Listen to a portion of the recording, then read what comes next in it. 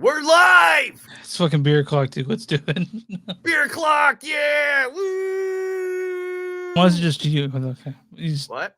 You just took it and made your. Well, I didn't want you to get in trouble. I know some of your workers sometimes watch this, and I don't want you to get in trouble. Beer is 100% legal, dude. Your beer is not legal, though. It's not moonshine, I don't think. It's moonshine. This is legal beer. So you're saying this is moonshiner? So what you're saying this? This is this?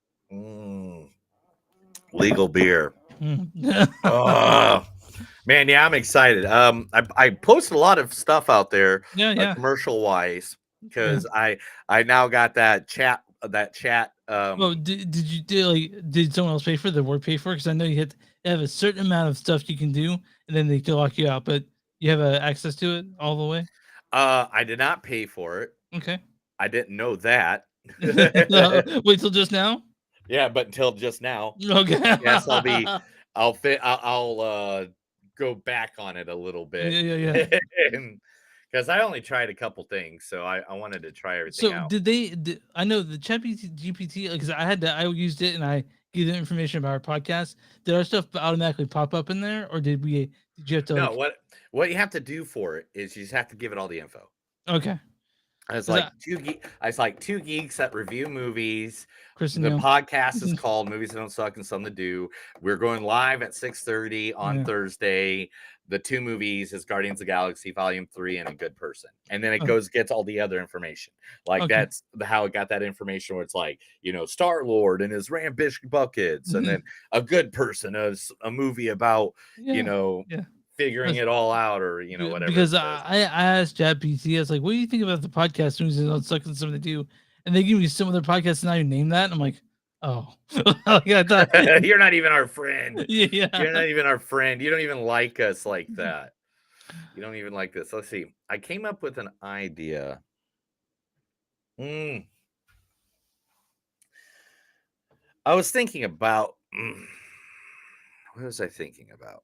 I came up with, I knew I should have wrote that. When you come up with good things while you're stoned, and you should write them down, and you're like, "Oh, I need to write that down. That's such a great idea. I'm not going to ever forget that. I'm never going to forget that idea." And then you forget it right at the time you need it.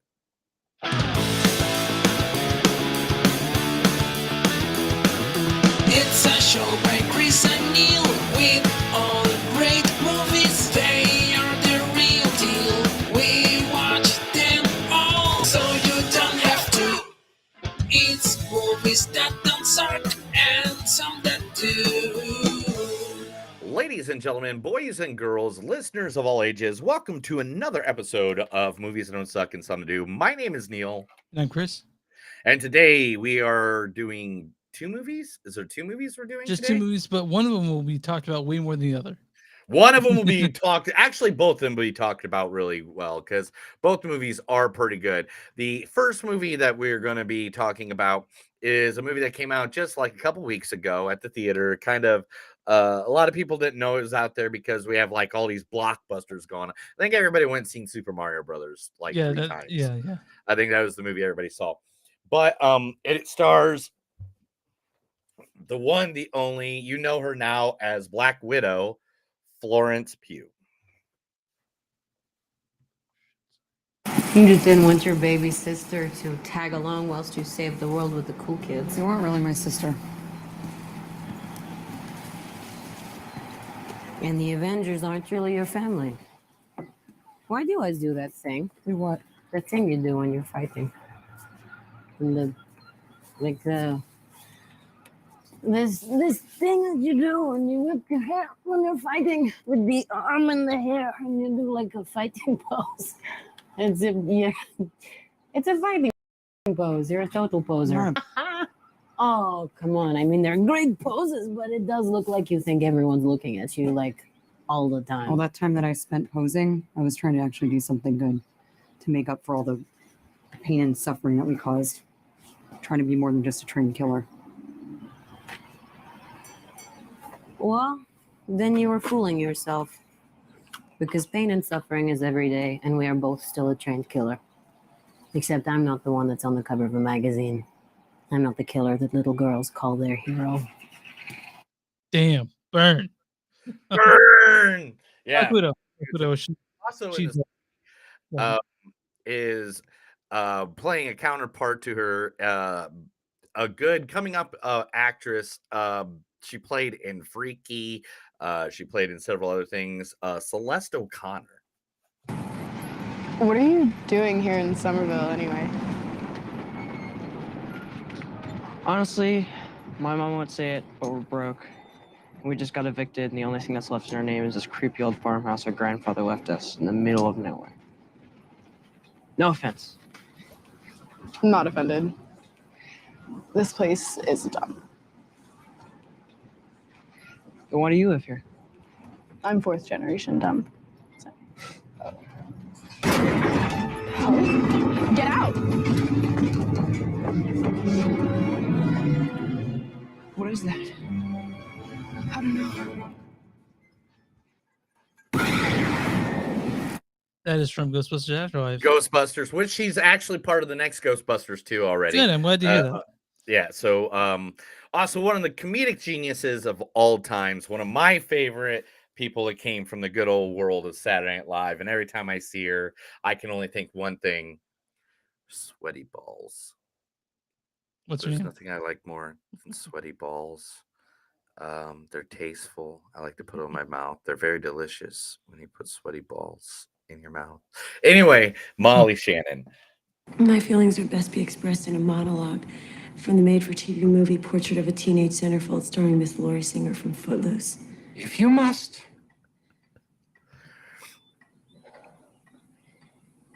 It excites me, Daddy. Don't you see?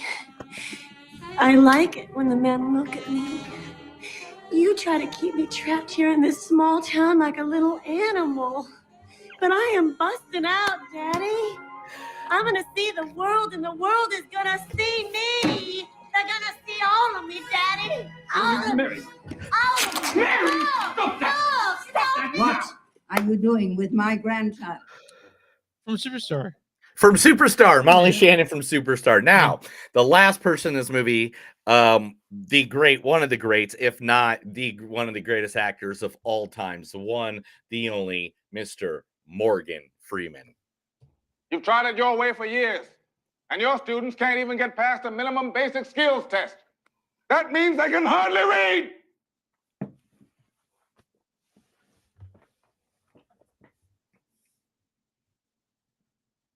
They've given me less than 1 year, 1 school year to turn this place around, to get those test scores up, so the state will not take us over to perform the task which you have failed to do, to educate our children. Forget about the way it used to be. This is not a damn democracy. We are in a state of emergency, and my word is law. There's only one boss in this place, and that's me. The HNIC. Are there any questions? Yeah, from Lean on Me. Lean on Me. That is the movie that got me to notice Morgan Freeman. So that's how young, when I was like, everything that guy does for the rest of his life. Because that was also the same year he did Driving Miss Daisy, too. Oh, what you won an Oscar for. Yeah. Yeah. So it's like, that's the one he should have won the Oscar for. Let's just be honest. That was an amazing movie. If you haven't seen Lean on Me with Morgan Freeman, and literally it's that school was ran over by gangs, and he tries to It sort of make reminds it into a me better place. of a tougher, what's that movie with Edward James Olmos? Where you get that class learning algebra. What was that name? Oh, Stand and Deliver. It's like Stand and Deliver, Dangerous Minds, that kind of like. So, but still, I think I like Lean on Me was before all more. those. Yeah. Yeah. But the movie we're talking about there, the first movie we'll review today is A Good Person, which I can't wait to talk about this. Written and directed by Zach Braff. So what you Zach thinking? Braff, the Zach Braff, Garden State Zach Braff. You know, Scrubs, JD Scrubs, from yeah. I was trying to think of his name. I almost.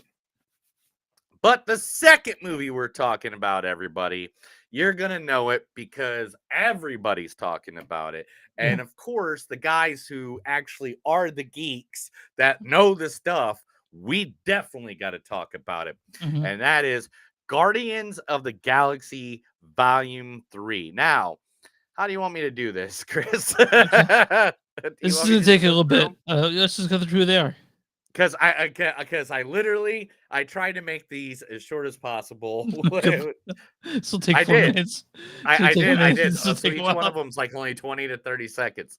So first, here is the one, the only Star-Lord, Chris Pratt. Drop it! Hey. Drop it now! Hey, cool, man. No problem. No problem at all. How do you know about this? I don't even know what that is. I'm just a junker, man. I was just checking stuff out. You don't look like a junker. You're wearing rabbit gar. It's just the outfit, man. Ninja Turtle, you better stop poking me. What is your name? My name is Peter Quill, okay? Dude, chill out. Move! Why? Ronan may have questions for you. Hey, you know what? There's another name you might know me by. Star-Lord. Who? Star-Lord, man. Legendary outlaw. Guys. Move! I forget this.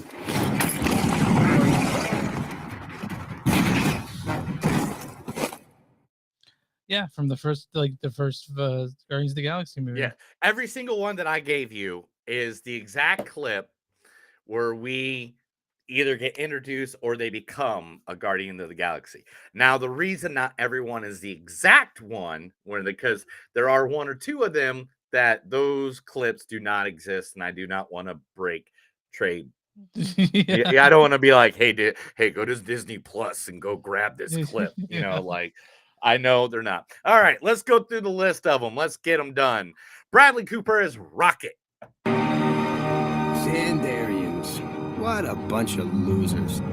All of them in a big hurry to get from something stupid to nothing at all. Pathetic. Look at this guy. You believe they call us criminals when he's assaulting us with that haircut? What is this thing? Look how it thinks it's so cool. It's not cool to get help. Walk by yourself, you little gargoyle. Look at Mr. Smiles over here. Where's your wife, old man? What a Class A prevert. Yeah, that's great. That's Guardians of the Galaxy, and that was Stan Lee he was talking about, who is the gangster Great Ace Fever. Dave Bautista is Drax. You dare!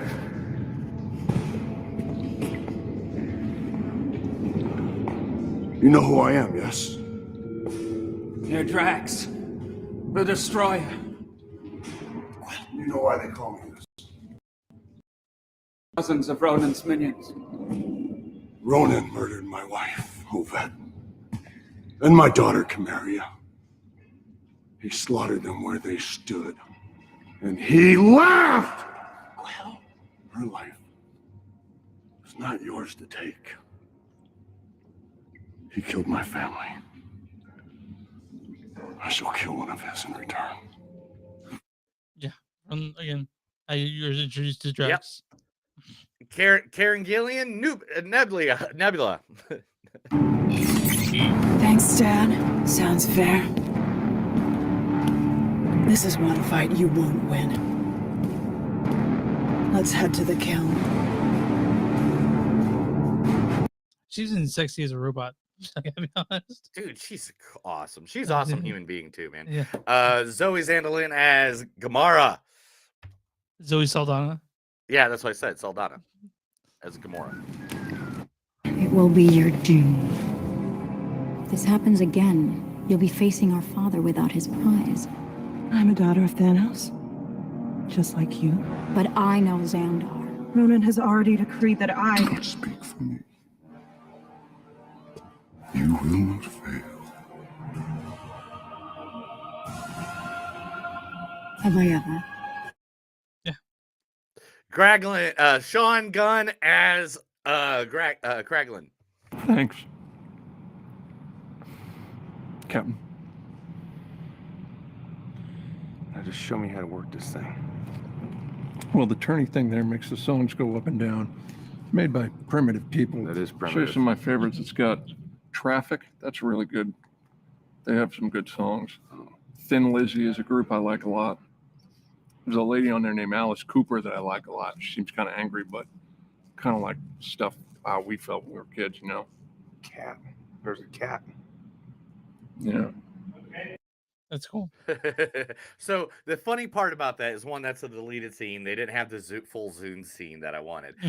Two, Traffic is not a band. It was somebody's playlist that they play in traffic. So he thinks all the bands that are under Traffic is the same band. And then the Alice Cooper line, of course. All right. I got Nebula. I got Drax. Mantis. Mantis is next. I am Mantis. What are you doing? Smiling. I hear it is the thing to do to make people like you. What if you do it like that? Oh, I was raised alone on Ego's planet. I do not understand the intricacies of social interaction.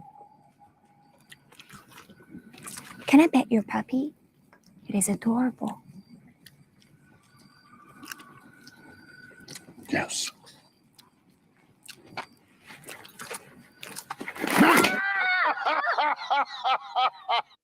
Yeah, it's a great scene. Yeah. All right, and then also, of course, the one, the only, Vin Diesel as Groot.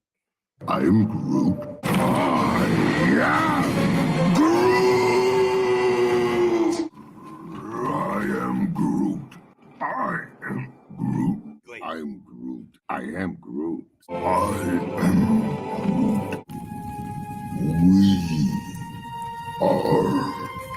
Groot.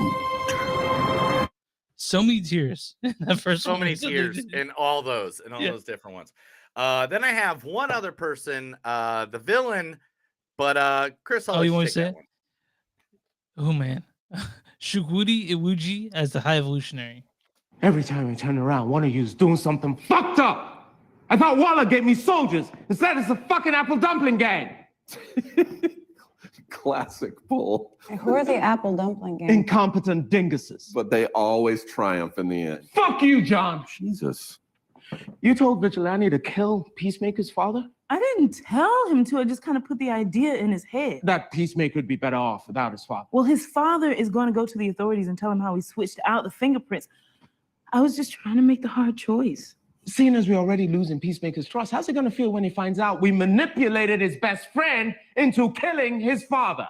It's Clemson Mern from Peacemaker. That's what his from Peacemaker, which is the other James Gunn. Like literally, James Gunn was doing Peacemaker before he was doing a Volume 3, and he was like, "Dude, you'd be perfect for this character that I'm going to do in Volume 3." And I'm nothing against James Gunn. I love the fact that he is so he's like Quentin Tarantino. He's like, these are my dudes. Yeah, I'm going to use them in everything I'm ever doing. I think he got Palm to sign on for something in DC. And the other way around. Actually, during our spoiler section of this, because guys, if you don't know this, every time we do a comic book movie, we do give a good 20-minute spoiler section at the end where I go over things, because if you can't tell, because I have the nice little poster up, but I am a comic book fan. There's a whole filing cabinet in the other room that I'm actually going to bring in here, I think, so that my wife has more room in the other room. But literally, so I'll go over a lot of the Easter eggs, a lot of the flips just back and forth between. But if you guys don't want to know that, we give a spoiler. We give a spoiler free, and then we'll let you know. We'll tell you before you jump in. Don't worry, we are not dicks like that. We used to be dicks like that. Oh man, but and then we got yelled at by a lot of people that hey, but we stopped doing that 10 episodes in though. Now we're episode 270. It was 20 episodes in, bro. It was like 20 weeks, and we finally figured out how to do something. We're like, it's like driving your car with no brakes for like a month, and you're just like, oh, maybe I need brakes. Maybe I need brakes. Maybe. All right, Chris, where can they find us at? You can find us online, newsonsuck.net. We're at w2mnet.com. That's the W and number 2mnet.com. That's the network we're on. There's tons of other stuff there too, so we have you check that out. We're on Facebook at facebook.com/movies-don't-suck-podcast. We're on Twitter at MTS Podcast. We're on Instagram at MTS Podcast. You guys want to throw us a few shekels, become a patron, you might get some free extra stuff. Go patreon.com/movies-don't-suck. If you guys want merch, go to bonfire.com/movies-don't-suck and something to do. You'll find stuff there. And if you guys want to send us an old-fashioned email, info@movies-don't-suck.net or movies-don't-suck-podcast@gmail.com, where you find podcasts from Movies Don't Suck and something to do. Neil, who are we talking about today? Today, we are going to talk about a good buddy of ours. Now, years ago, when we were starting this whole venture off, he was Episode nice 50. Episode 50 it was, exactly. Episode 50, we weren't recorded from a bar he used to own called Pawn and Pint.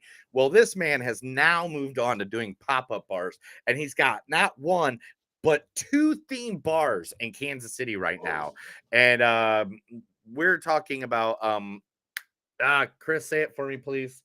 Vignettes Bar. Vignettes. First, we're going to talk about Vignettes Bar, which this month they are doing Bob's Burgers. Yes, Bob's Burgers. You can go down there, and the place is decorated. This is 2 of the bartenders dressed like Linda and Bob. Like the walls look just like it is like Bob's Burgers. It is like you walk in. This is the door to walk in. It is to the side. Bob's Burgers, and you can go there. They got a full menu of drinks, shots, and stuff like that. To give you a little information, here it is. And this is what they say on their website. Get ready. The Bleachers were excited to announce Bob's Burgers, a one-of-a-kind themed popped-up bar coming to Vignettes in North Kansas City from May 5th to June 17th. Join them for their taste of Bob, Linda, Tina, Jean, and Louise. And wholesome world filled with delicious burgers, specialty cocktails, and unforgettable memories. Save your menus inspired by Bob's famous burger of the day with options like Baby Can Chive My Car or burger or the foot feta-ish burger. Quench your thirst with signature cocktails like the Bad Girl Tina Rita and the Mortarini and Horse Medicine. This is located on 2376 Armour Road, right next to Screenland Armour, which is one of our favorite places to go in the entire world. Now, the thing is, Edward, then I talked to him earlier today. The guy doesn't have 1 bar. The guy has 2 pop-up bars coming up. The next one is the unbearable weight of massive talent. A Nick and Pedro pop-up at 4601 Shawnee Drive, Kansas City, Kansas. Literally blocks away from Chris's address. I'll give you that. If you go to the bar, tell me. I'll send you his address so you can go knock on his door late at night drunk. This is the only picture they have out right now. Of the Unbearable, and it's the Nicolas Cage with the 2 guns from the Unbearable Weight of Massive Talent thing. This is what it says on their website about it. It says, are you ready to face off at a pop-up bar that is not a demanding or demandoing? Get ready for a kick-ass pop-up bar in which we uncover the menu, which is located on the back of the Declaration of Independence at the unbarable weight of massive talent. The Nick and Pedro pop-up bar, running from May 12th to June 24th at 4601 Shawnee Drive, Kansas City, Kansas, every Thursday, Friday, Saturday, and Sunday. This pop-up bar will offer you a unique opportunity to show off your individuality and belief in personal freedom, all while drinking cocktails, either Nick Cage's or Papa Pedro's patio. So put the bunny back in the box and make your reservation before the cordyceps totally take control. And remember, this is the way. Man, is that next week or is this this coming weekend? That starts tomorrow. That starts tomorrow. I'll be out of town most of the time. But no, it's all the way till June, mid okay, of June. I'll fucking be yeah, there. It's June 24th. Dude, if I come up for the weird first weekend of June for your birthday, we're going there. Okay, I don't care if everybody's gone and we go, or if it's the night before or whatever, but we are fucking going to that goddamn bar. There's no possible. We might not make the Bob's Burgers ones, and that's fine. Even though I would love to see that one because I dressed up like Bob's Burgers kids like 2 years ago. But I want to go to see the Nicolas Cage. You know how much I love Nicolas Cage and, Oh, yeah, yeah. Pedro. They're like the best. So anyway, guys, you can go to. Oh man, I just closed everything out because I am that dumb.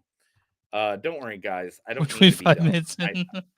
We're 25 minutes in. We haven't even talked a movie yet. Who needs to talk movies? There's like 5 people watching. They don't care about movies. They're not here for movies. Who cares for movies? Let me just get the website up so I can say it real quick. I'm so sorry about this, guys. It's www.vignexbar.com. That's www.vignettersbar.com. That's where you find both Nick and Pedro's pop-up, Bob's Burgers, and their connections to Instagram and Facebook. They will also give you information about tables and how you can get reservations there. Definitely do it. Edward's a good dude for us. Has been for years. I talk to the guy sometimes drunkenly in the middle of the night. I really do. I'm not joking. do? Seriously, that's a true thing. Yeah, like literally, there's times where I've been drunk and like super, super drunk talking to Edward at like 3 a.m. in the morning. Man. Like, how you doing, Edward? I'm just bored. I'm just bored. How you doing? I love Edward. He's a good guy. All right, Chris, let's get to some movies. All right, let's talk first. A Good Person, directed by Zach Braff. Zach Braff directed such things as Garden State. Yeah, everyone remembers Garden State, right? With Natalie Portman. Yeah. That's the one everyone remembers. He also did, yeah, anyway. Back in 2004, man, that's almost 20 years ago he did Garden State. You remember that? This also has, this stars Florence Pugh as Allison. You just didn't want your baby sister to tag along whilst you saved the world with the cool kids. They weren't really. Also, this stars Celeste O'Connor as Ryan. What are you doing here in Somerville anyway? Molly Shannon is Diane, of Alice's mother.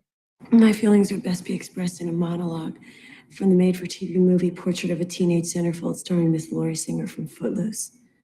And there's also stars the amazing, the ever beautiful and 85-year-old man known as Morgan Freeman. You've tried it your way for years, and your students can't even get past the minimum basic skills test. Also, this stars Shanaza Uch as Nathan, Zoe Lister-Jones as Simone, Michelle Hines as Molly, Toby Unaware as Jesse, and Ignacio Diaz-Severio as Quentin, and the Alex Wolff, Alex Wolff, you guys remember him as the son in Hereditary. So, Neil, why don't you go ahead and read the storyline for this one?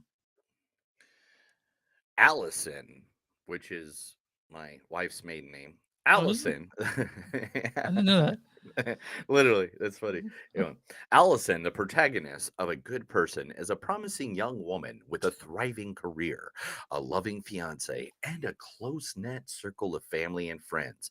However, her life takes a sudden turn for the worse when she experiences a harrowing tragedy that leaves her battling an addiction to opiates and grappling with unresolved sorrow.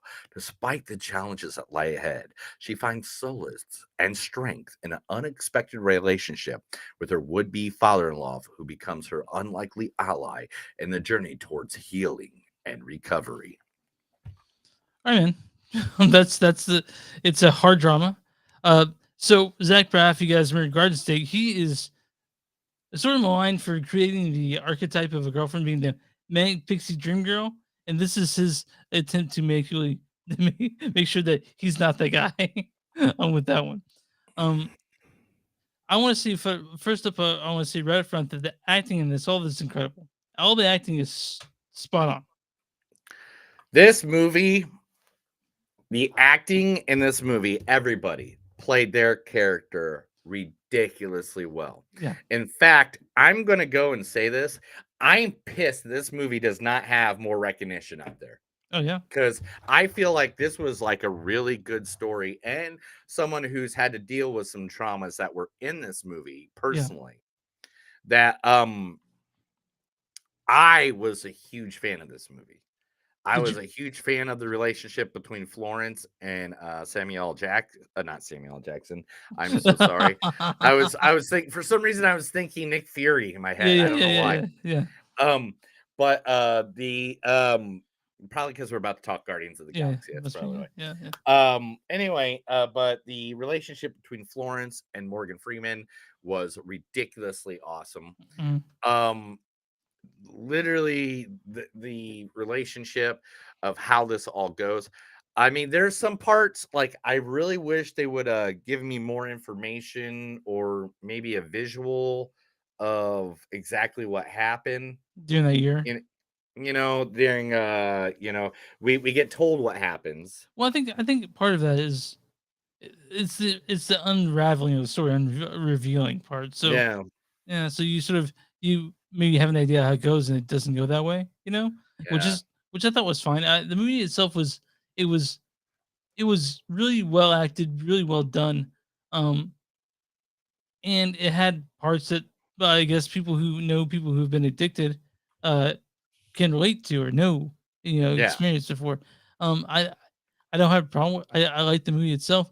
It was a little too long for me. 2 hours 9 minutes, What? but yeah, I thought it was just a little bit That too was a long. little long for you. This movie itself, I mean, yeah, but Wait a minute. So you're telling me a film that contains Morgan Freeman is too And Florence long Pugh? for you? No, What? Who are you? What for did the you story, do it with was- Chris? for Where's the story- Chris at? Can you go get Chris for me? Can you for go the out the story- curtain, come back, and bring Chris? for the story it was telling, but I like this It's movie. only 2 hours. 2 hours 9 minutes. Dude, we watch like 5-hour movies now. Like It's impossible to not find a long movie nowadays. You're right about that. Everything is Yeah. like And everything it's is. only 2 hours. And to be honest, I like the journey it took me on. It took me in. Maybe it could lose. I guess there's a part of it could lose. Mhm. And I'm not going to say what it is because it'd be a spoiler. And we're not doing spoilers to the end of the movie, which I might talk about it then. Who knows? But we don't do the spoiler to the end of this episode. Yeah, we're gonna do a but- full episode before we go into Yeah, spoilers. before we get to the spoiler part. But literally, I was a huge fan of this movie. I'm like, Chris, I'm not lying to you, bro. This might be in my top 5 at the end of the year. This is like this is like one of them that hit me like right in the heart. And I was watching it right in this spot, right where Okay. I'm sitting. I was watching it right here, like I'm looking at you on this screen. And usually, if I'm doing something like that, it's because I'm working on something and I'm trying just to do it, And it caught my attention so much, I just stopped working on everything I was doing. And I was just so involved in it. I was just so like there with them. Did you cry? Oh yeah, like fucking 3 times. I did a little Easily. bit. I did a little bit. Like where you like you're like you're trying to catch your breath, but maybe I'm a little bit softer on it because I spent $20 to watch this on Amazon. So No, maybe you're a little harsher on it than I am because Yeah. I just turned it on. yeah, that's what you did. I did not. I gave my pan like each In time. fact, like, here, I'll turn it on right now. There we go. There it is. And it's on. I own it now. I own it now. but- Like, yeah, but a good person. It's Florence Pugh is great, and she's a star. Like she's gonna be one of those people that in 10 years you'll know who she is. who? And everything. Celeste? Yeah, Florence Pugh. Oh, you already know who she is. I know. How I'm do you saying, not like, know who she is? I Like, bet if I asked what my dad kind who of human Florence being doesn't no, know? I mean, if, come I bet on. if I asked who Florence Pugh is, he wouldn't know. I mean, That's what at I'm this saying. point, at this point, who doesn't know Hawkeye? Who doesn't know Black Widow? Who doesn't know Midsummer? Who doesn't know Fighting Old with My people. Family? You literally got 5 nerdyisms just with those 4 movies. Yeah, You I got know. I pro know Florence wrestling, Pugh is. You got pro wrestling. You got comic book geeks. You got, Boss Bitch Fight Challenge. That was a good Let video. me I ask, saw that. let me ask you a question then. So, Mm-hmm. like the last really big movie superstar, I think, that's still around is Tom Cruise.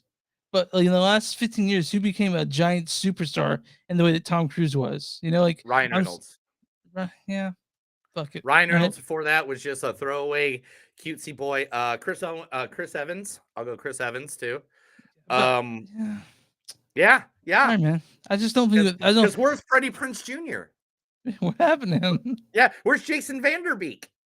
James Vanderbeek. I don't know where he's at. Yeah, yeah, And exactly. That's what I'm saying. where's Josh Those- Hartnett? They, Yeah. they were in that group of guys, Josh Hartnett. and yeah. those two are ones that shot up to the moon. Yeah, that's true. Okay. Yeah. Um, You can't say that. Don't. Are you trying to argue if there's still real movie stars around? No, Come on, Chris. I'm being a Quentin Tarantino asshole guy. Because You are. Yeah, You 'cause are. he- I'll fucking throw names out all day. Here, give me 5 more seconds. I can come up with some. Okay, I'm more. good. I'm good. Scarlett Johansson. Scarlett Johansson's one. Yeah. Like, I mean, but, she, but listen, but again, these people, all the people you mentioned, were comic books movies, right? Like Deadpool. You mentioned Ryan Reynolds. You mentioned Chris Evans as Captain America. You mentioned Scarlett Johansson's Black Widow. And I'm not saying those are just action movies. Those are just action movies that people but gave they a fancy name to. But they are super movies, right? Yeah, yeah. But just because they're superhero movies, those are still action sci-fi Yeah, they're still movies. action movies. Yeah, they Just are. like Predator came from somewhere, James Bond came from books. Yeah, yeah. Freaking, you know, I'm not like saying that's a problem either. yeah. I'm I'm not just saying it's saying, wrong. I don't think it's a problem at all. But Okay. I think I don't even know why we're talking about this. All right, good place. Good person. Good place. But Florence Pugh is freaking amazing. Morgan Freeman. I mean, Florence has been good in pretty much every damn thing she's done so Right? far. Yeah, I know. Zoe Lister Jones was in this, and she's great too. I was Zoe Lister Jones. And Molly Shannon too. Oh yeah, Zoe Lester Jones was great in this as a counterpart.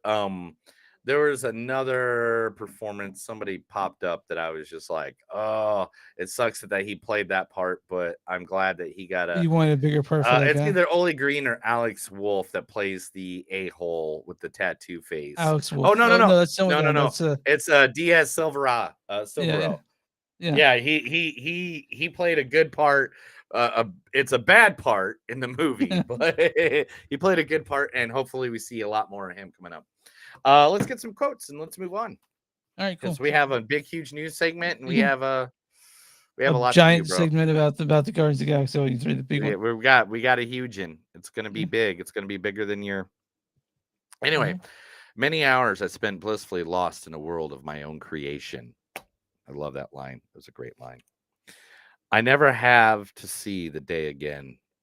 I never want to see or have to see the day again. When we get married, we have to make rules about the phone in bed.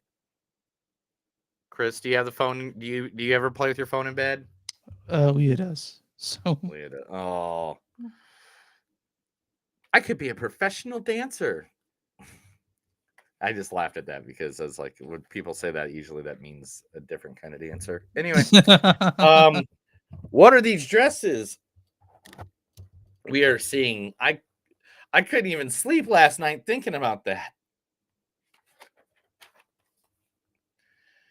It's Makeover Monday. It's Friday. He used to flirt with me with his fingers deep in my mouth. So he owes me one.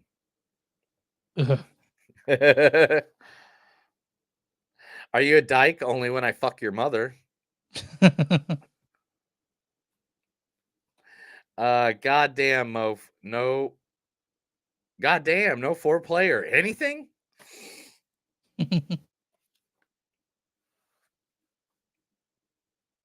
It's heroin in a pretty little dress. Let's talk about Oxycontin, people. That's truth. Just want you to know that. Throw that out there. If you're addicted to Oxycontin, please get some help. Anyway, if I catch you near my granddaughter again, I will rip your fucking dick off and shove it down your throat. Yeah. He's a fuck boy. That's what they call him on the online. Fuck boys. A bunch of fuck boys. Am I the reason you're back here? You're trying to solve a problem by looking in the other direction. I don't know how to do this. Do what? Start all over again. I never want to talk to you about sex again. Really? Because I love this shit. Daniel, this is God. Allison would like you to change the conversation now. Do you think that was a reference to Bruce Almighty? Every time Morgan Freeman has played God in everything he's ever done, yes. Okay. I think he's played God like 4 times, dude. A comparison is a thief of joy. I think we are victims of a teenage girl's good intentions. Tell me why I shouldn't kill you, motherfucker. You didn't have time to stop because you looked at your fucking phone. Amar viante is Latin for it means to love one's fate. Oh, love that line. I love that because I studied Latin, so I knew that as soon as he said it. I was like, oh, it's so great. I can't believe he said that. Okay, my score on this is a 3.8. I liked it. Cool. 4.2. Easily. I loved it.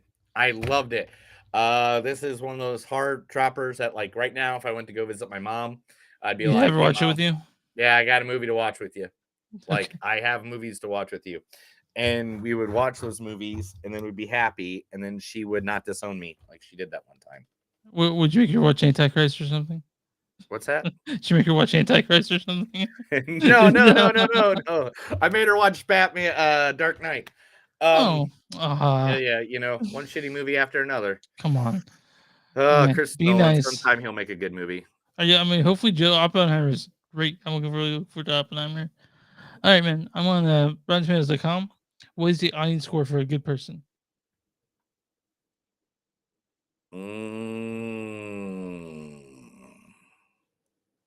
That's a good question, Chris.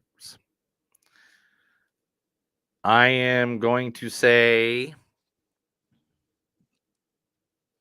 by the audience, it's going to be 64%. 96%. Holy shit! No way! There's an I audience. totally was off on that one. There's audience says, with a profound story and some really great performances, A Good Person is a tear-jerking drama with tons of heart. Right? Now, what is a critic score for A Good Person?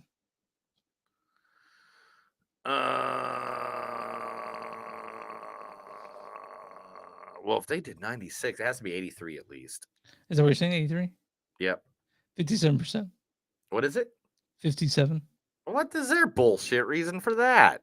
Critic census is busy, baggy, and schmaltzy. Good Person presents the best of intentions and terrific performances. It can sometimes add to a movie that's merely fine. So that's what they said about it.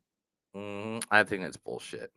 I didn't think it was busy or baggy. I mean, a little baggy and a little schmaltzy, but I thought it was better than 57% for sure. Yeah, I definitely think it's 10 times better than that. 10 times better? I mean 557%. Yeah, I think it's 500%. That guy is what a bull heart. I'll kill that mofo. I'll find him. So yeah, man. What do you want? What you got news ready? You pull that up? Or do I don't know what you're talking about. News? We're doing news? Yeah. This is the Movies Don't Suck. It's something new. I'm going to read Chris some stuff. He's going to act like he hasn't read it 3 different times while he was sitting on the toilet today. I was sitting on the toilet a couple times. A lot. You told me you were a lot. You're That Vindaloo was way too hot, man. I had last night, but yeah. All right. So let's see here. What's number I still one? with a blank face. What? It was just a thumb in the frame when you see me. Well, I don't know what you're talking about, sir. All right. Anyway, I don't know who said this. Somebody said this when I mentioned this the last week, and I don't know if it was you. I don't know if it was someone else I talked to. I don't know if it was one of my buddies or friends that I run into all the time. But I'm gonna say this. We got some casting going on over at the Tim Burton house because we got a release date. Beetlejuice 2 will be coming to the theaters as of 2024. What do you have, like a date, like a movie, It just says 2024 right now. Okay, so next year sometime. So here's the first news. Jenna Ortega, aka Wednesday, will be in the new Beetlejuice movie. That makes sense. It really Makes a lot of does. sense. Makes a lot of sense. All right, you ready? Monica Bellucci Bellucci. That's what I meant. Bellucci. Who's known for Deadpool. I think she's And known for some other Irreversible. stuff, but that's her main thing. You guys want to talk about Irreversible? And Yeah. Irreversible. Yep. She's going to be in Beetlejuice too. Cool. And all 100% signed on for returning is one, of course, the man, the legend himself, Michael Keaton. I know he's been like Catherine- waiting. I know he's been waiting forever to get like back on this. So Yeah. Catherine O'Hara Mhm. and the one, the only Winona Ryder will all be returning. Justin Thorax as well is also starring. Who else am I missing? Thoreau. Just Thoreau. That's what I said. They are all going to be returning. So let's move on to something that will make Chris happy in the Goat Dogs. Okay. Mortal Kombat 2 has casted Johnny Cage, and the wrestling world is completely pissed because it's not The Miz. So who they cast as Johnny Cage? Man, some fucking washed up dude named Carl Urban. Oh, that's a great choice for Johnny Cage. Honestly, That is a You guys great don't know choice. Carl Carl Urban, if you don't know, guys, is he played Judge Dredd in the Dredd movies, but in the Dredd movie, I should say, Yeah. which is but that's not the only comic book thing he's ever done. Yeah. He's also done. He is the leader of The Boys on Amazon Prime. Yeah. He's gosh dang it, what's his name? I can't think of his name right I now. went down too, dude. I went down too. We're gonna have to figure this out before we. Yeah, look him up. Look him up real quick. Look him up real quick because I got too much stuff on my screen as it is. It's Billy Butcher. Billy Butcher. It was Billy Butcher in The Boys. The most badass. Yeah, character. Billy Butcher. Okay, and just for you, Chris, just so you Mm-hmm. know this, okay. The new Mortal Kombat game will not be Yeah. Mortal Kombat 12. What's it gonna It'll be? be called Mortal Kombat because they are totally rebooting the entire game series. We'll see how that goes. I always love it when you make that noise because then I know you're really appreciative of what's going on. I don't know, like I guess they could remake it. Like they're remaking all these games right now, so I guess they could remake it. Whatever. Okay. You're gonna love it. You know you're gonna love it. Yeah. It's yeah. Go, keep going. I don't want to if I ever want to go again, dude. Oh, I yeah, might it's just him. stay He was here. stalling because he's trying to pull up stuff that he brought here. I'm trying to bring up everything as fast as Yeah. possible. Hey, Fast X is gonna mark some money on that Paul Walker person. Yep, that's right. Paul Walker's daughter, Meadow Walker Thornton Allen, will be acting in the new Fast and Furious. That's a week after next, man. We Yeah, I have to know. Fast X. Yeah. You're tired of them, aren't you? No, man. I mean, whatever. Too The preview fast. makes it Too look super furious. ridiculous, so I can't wait. I feel Honestly. like I've been watching him since I was damn near 18, dude, or 16 years old. I don't know how old I was, but I remember when it came out, I was in high school at the first one, and everyone was dying to see it, and I had no fucking desire. And here we are. you know 10 where years here we later. are too. We gotta get a sequel. We got a sequel. 2003's Freaky Friday sequel. Is Lindsay Lohan and Jamie Lee Curtis gonna be in this one? Both signed on because remember they were talking about it during the Halloween Mhm. movie. She's Mhm. like, I'd really love to do, old grandma and like mother or daughter or granddaughter. So yes, there is a Freaky Friday sequel officially in the works with Jamie Lee Curtis and Lindsay Lohan. The best luck to both of them. Hopefully Lindsay doesn't snort up all her profits. I Anyway, hope Lindsay. I feel like she's probably spent a lot of time at home recently. I just like it from her. Johnny Depp announces his cast for his new Maudie biopic. Mm. hmm Yeah, that's all I feel about that. Amati, which will star filming in Budapest this fall, is set to captivate biopic about the Italian artist Amedeo Malingo. Now, the cast so far is Italian superstar Riccardo Sabermachi, Okay. Pierre Nini. Okay. Okay. And Al Pacino. Okay. Al There it Pacino. is. There it is. Wow. Yeah. Wow. We're going to do it. We're gonna do it. Yeah. Yeah. Will Poulter. Oh yeah, Will Poulter. If you don't know, Guardians of the Galaxy. we're going to talk about him in a little bit. He's Adam Warlock in the new Guardians of the Galaxy Volume 3. Would like everybody to stop calling him Sid from Toy Story. He is does look not like Sid. him. Please stop calling it. He knows he looks like him. A guy in a urinal in LA last week turned to me and said, "You're in Toy Story, right?" And I was like, "Well, that was animated. I don't want to be rude." I also appreciate that a meme going around of me. I dressed up as Sid from Toy Story for Anti-Bullying Week. So arguably, I haven't helped my case at all. But Toy Story came out in '95. I was 2, and we're doing it through live action. Hey, have you ever seen that movie, that horror movie Teeth? Yes, I've seen teeth. Where's that? Where's those teeth at? They're in a woman's vagina. Yeah.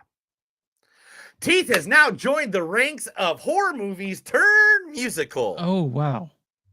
I'll see that. I'll see that for sure. Teeth, based on the cult classic of the same name, is a fierce raptors and savage entertaining new musical crackling with irresponsible desire and ancient rage. A dark comedy conjuring the legend of one girl whose sexual course is always her salvation. Michael R. Jackson, the Pulitzer and Tony-winning playwright, is who's behind Strange Loop, is collaborating with Anna K. Jacobs, who previous critics are writing the musical. I'll watch that for sure. Yeah, Yeah, right. I like teeth. That's good. It's like, it's so weird though. It's I like so teeth weird. though. Oh, hey, Pedro's not done. He's still doing stuff. Pedro Pascal did star in an horror epic from Barbarian filmmaker Zach Krager. It's gonna be. He's also appearing in Ridley Scott's. Here too. It's Zach Krieger's Weapons is the name of the movie. I should called what? mention that first. And he's also in Ridley Scott's Gladiator sequel. It's coming out. It's Pedro Pascal, man. At What's this the name of the point, movie? I think What's the name he's of the movie again.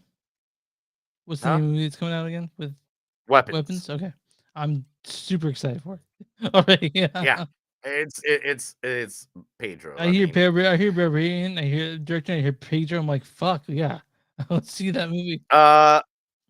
Aaron Eckhart, Tim Roth, and Abigail Breslin Ratz filming for a movie called Classified. Classified is an action-packed story held by Dutch director Roel Rain, who previously worked on his big credit projects like Netflix's Fistful of Vengeance and Paramount's Halo. The movie is about, which is currently shot up in the canons. Oh, the feature previously wrote, no, it's not telling me what the premise of the film is. An international espionage plotline interwoven with an emotional father-daughter relationship sub-story. Okay. Cool. Sounds good. Director Jeff Rowe would like to tell you where he got his ideas for the script for the new Teenage Mutant Ninja Turtle Mutant Mayhem animated Are we film. seeing that? Yes, Okay, we are. thank you. Especially after I mentioned what his ideas. Yes, I want to hear. He's inspired by the movies Stand By Me and Lady Bird. Interesting. Okay, yeah, we're definitely gonna see that. His quote was, "We wanted to be Stand By Me and Lady Bird, but with Ninja Turtles." Yeah, I mean, like you grew up with the turtles, so did I. And this is just a Yeah, I really grew up with the Turtles. You kind of. no. Are you kidding me? I had the Ninja Turtles from my 5th birthday party. I'm sure you did. Yeah, your 5th. I was like 11, dude. We grew up with them. You say you grew up on them, but again, I fucking did, dude. I was a neutral fan. You say you did, but you didn't. I so did. James Gunn was praised by PETA for deceptions of animal testing cruelty in Guardians of the Galaxy 3. He's what? I don't know. I mean, I don't really feel like. I mean, yeah, there was. I did hear people say like trigger warning. Like before going in. We'll Yeah, talk more about that I in just during the movie.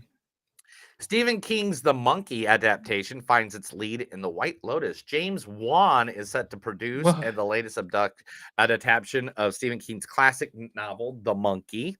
James Wan, behind the creator of the sagas like Saw, Ended Mhm. With, The Conjuring, Mhm. and The White Lotus, is going to be doing that movie. Heck yeah. I like James Wan. Heck yeah. Yeah, watch that. Yeah. I mean, Stephen King adaptation. It's The Monkey is a great book. Yeah. Yeah, The Monkey is a great book. So I mean, like literally, all right, let's see. Lou Diamond Phillips says Young Guns 3 is still in works. I don't know how that is. Evil Dead. I mean, how can they be young guns? At this time, aren't they old men with guns? Yeah, like rusty guns or something like that, right? Let's see here. There is Evil Dead Rise is the highest of the series. It's at $120 million at the box office.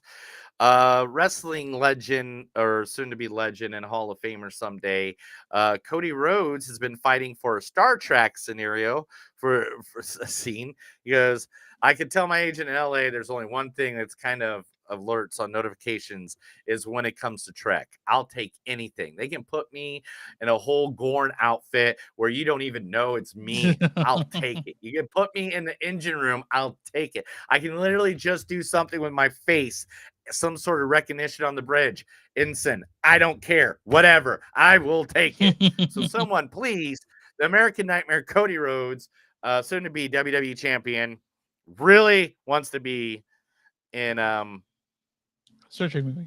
In a movie. Yeah, your mom's movie. Like Hey, your favorite horror movie is about to start again. The new Blair Witch Project dude, is it's not my favorite. reportedly in the works. So yeah, I don't want to talk more about that. Yeah, I mean, all right. No, real quick. You saw the first one, mushrooms, right? What? You saw the first one when we were doing mushrooms, right?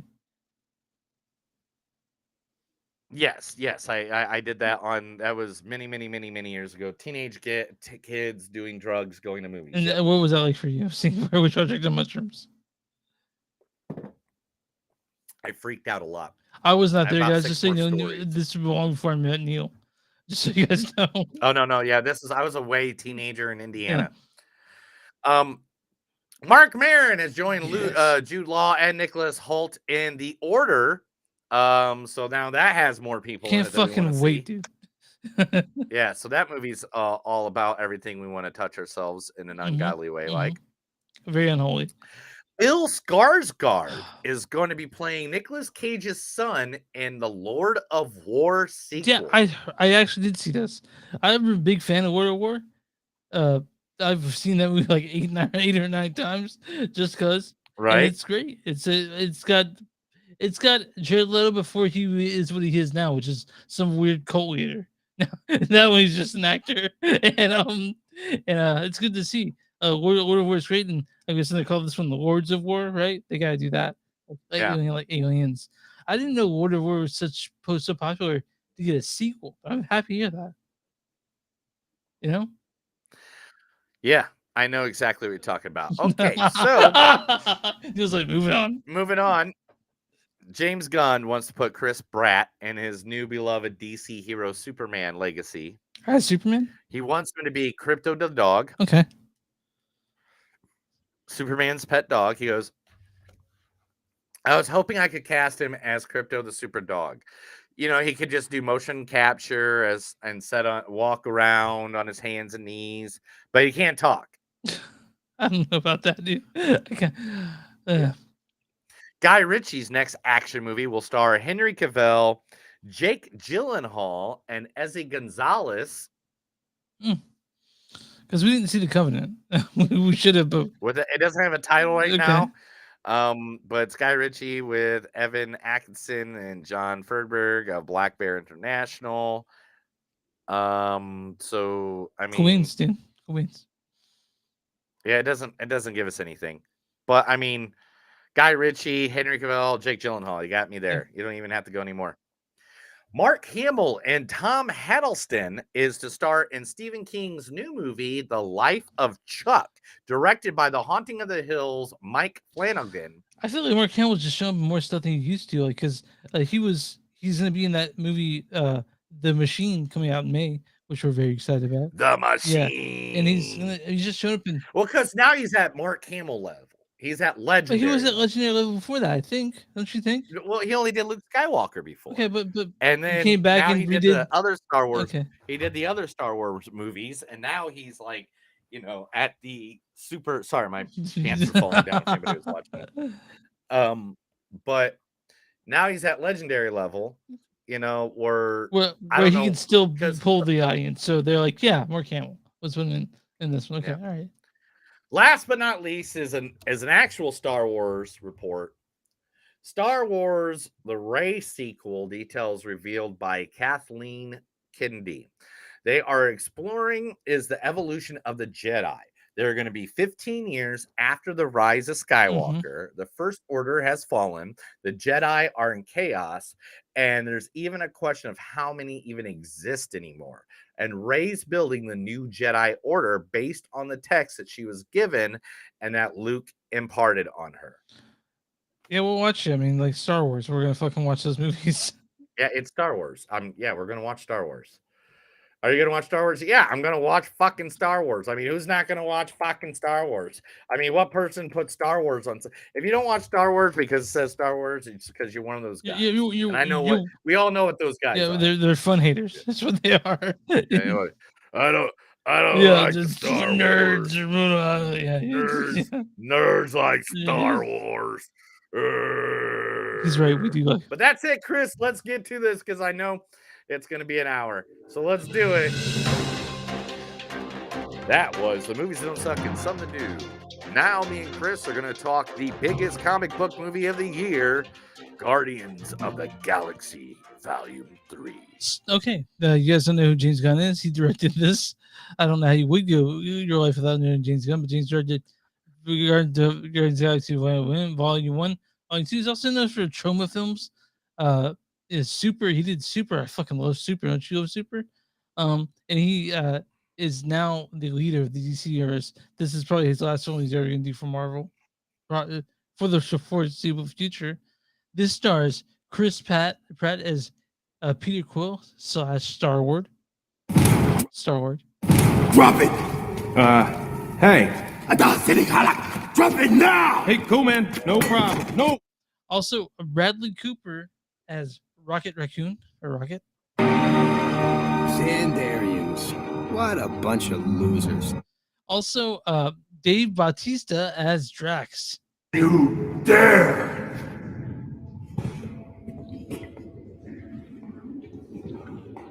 You know who I am, yes? Also, Palm Clementif as Mantis. I am Mantis. Vin Diesel as Groot. I am Groot. Also, Sean Gunn as Kraglin. Thanks, Captain. Also, I want to mention Karen Gillian as Nebula. Thanks, Dad. Sounds fair. Also, Zoe Saldana as Gamora. It will be your doom. And finally, we got Chiwetel Ejiofor as the High Evolutionary. Every time I turn around, one of you is doing something fucked up.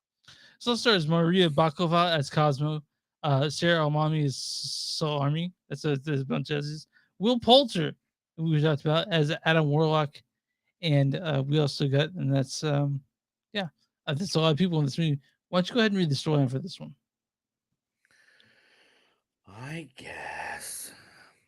Still reeling from the loss of Gamora, Peter Quill rallies his team to defend the universe and one of their own. A mission that could mean the end of the Guardians if not successful. This is the best of the Guardians of the Galaxy movies. And if you guys don't know, I fucking love Guardians of the Galaxy. Fucking love. Yeah. I've watched both the movies. I think I've watched them both days Yeah. this week. Like I was when I was in the office, I literally just Yeah. had them on the second Yeah. monitor playing. There now like Guardians of the Galaxy, the first one that has that thing where it starts it, and but like it's way better than 2 in my opinion. Volume 3 is an incredible movie. I love Volume 3. Cried like 4 times in this movie. Yeah, like okay, so this movie is, they're dealing with what happened in Endgame.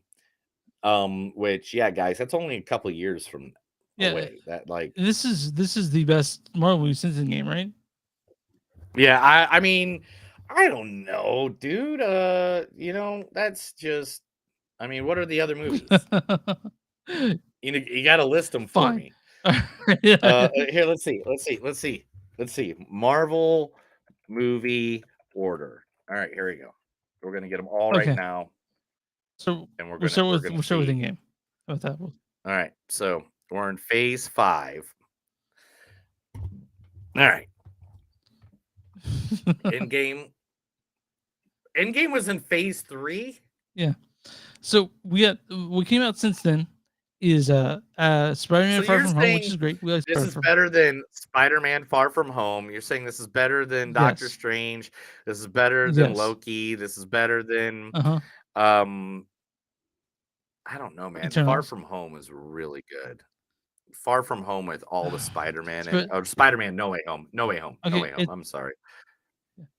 It's better than Shang-Chi. It's better than Eternals. Better than Doctor Strange and the Multiverse. Way better than Thor.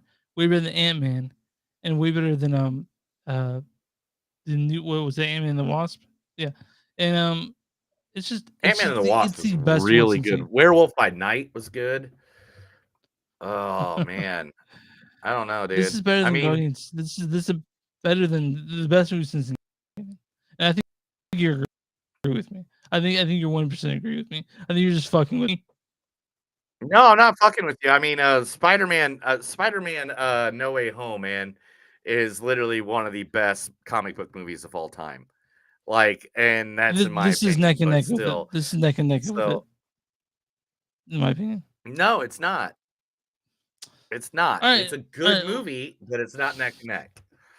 Did you cry And 4 I can times? explain why if you want me to. No, did you cry 4 times in No, Spider-Man?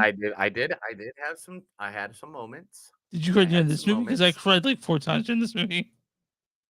I had some moments, but So this is definitely the most emotional Guardians movie, right? Like no doubt, most emotional. yeah, I mean, this is the one that finally gets you. I mean, I don't know, because like the first Guardians of the Galaxy Volume 2, I was very emotional. Yeah, this one's more emotional than that though. I didn't cry like 4 times like a fucking baby.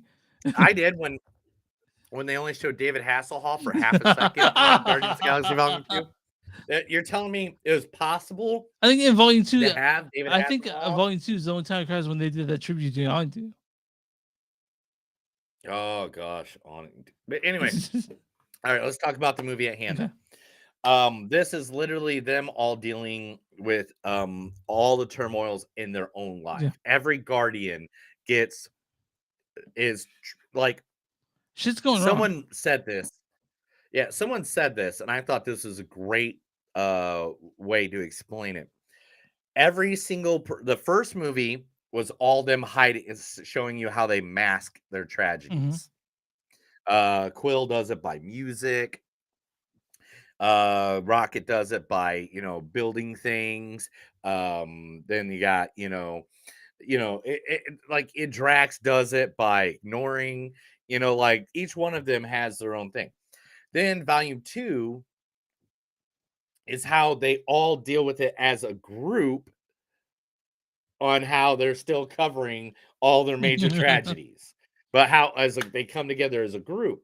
So when you first see Guardians of the Galaxy Volume 1, you see at the beginning, you see Star-Lord dancing when the headlines come up, Yeah. right? And then at the Volume 2, you see them all working as a unit together, working when the Volume 2 thing, when the pop line pops up, Guardians of the Galaxy. And this one, it's the Guardians of the Galaxy holding Peter Quill as he's intoxicated, like carrying him as, hey, we're still together and we're gonna deal with some shit in this movie. Well, is what it's very. the thing clear is that by this time, all of us, including the audience, are very invested in the group of the Guardians themselves. We all love everyone. We love Peter Russell, we love Rocket, we love Mantis, we love Drax, even love Nebula, who was kind of like a shithead for the first time, you know?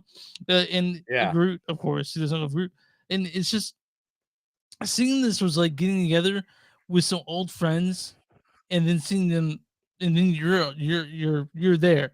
They get you right thing because it's something that James Good is great at, especially since he started doing like bigger movies, is giving that heart. And both you and I are big fans of heart, you know, and with these characters that are so silly on the surface, but mean a lot to you and I because they're the fucking Guardians of the Galaxy. They brought us so much joy to so many people and to you and I. Yeah, and so to see them in these, to see, you know, at the beginning how they're kind of fucked up, and then see them come together as a group again. It was so good to see them again, so good. And when the tragedies happen during this, or things that are awful happen, you feel it more than you would, I guess, if it's for the first movie, because again, we have such a deep attachment to these characters. Right. And acting it all, it's fantastic. And people can say, you know, superhero movies or action movies don't have like great acting, but I thought everyone was perfect for this. Even and especially Dave Bautista, he said something kind of silly about how he's not going to do Guardians because he wants to do more serious movies. This is a serious role as Drax. As silly as Drax is, that is a great role, you know.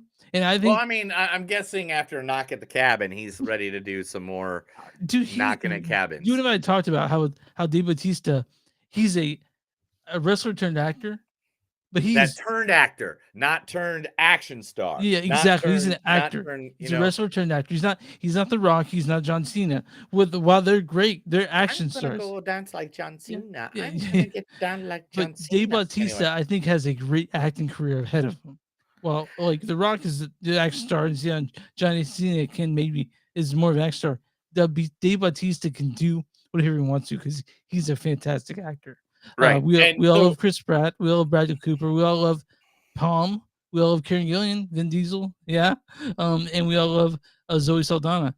And Will Poulter was great in this, but this movie was fantastic. Never was I bored. Never was I not into it 100%. And I'm sorry, I'm hijacking the conversation. Neil, please talk. It's okay. I'll just wait till you breathe. I was waiting for you to breathe. You didn't breathe, I think, the whole time. You just said all that.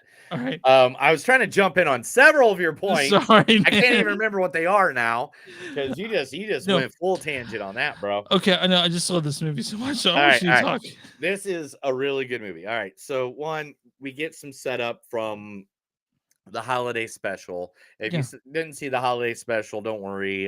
It kind of covers all that stuff a little bit. But go back and watch it if you haven't seen it. Referral. Yeah, it's literally just like 40 minutes. It's on Disney good. Plus. It's really good. Really fun. Even though Disney Plus lost like over 3.6 million subscribers in the last What happened? 2 weeks.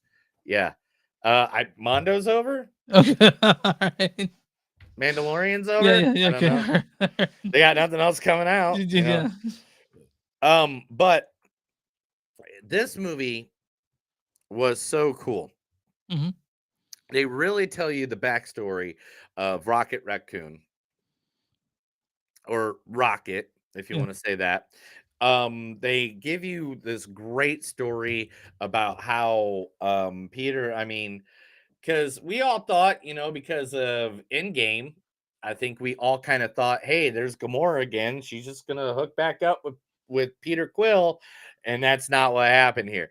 And it's him dealing with an actual death, and at the same time gets to see the person that she that's supposed to be dead. Yeah.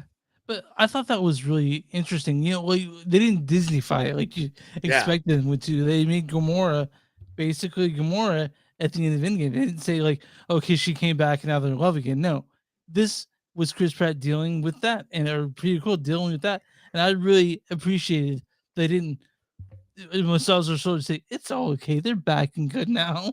You know what I mean? Yeah, and I'm glad they didn't do that. I'm glad they didn't go the way of like, oh, it's cool. They saw each other. They're here. Da da da da da.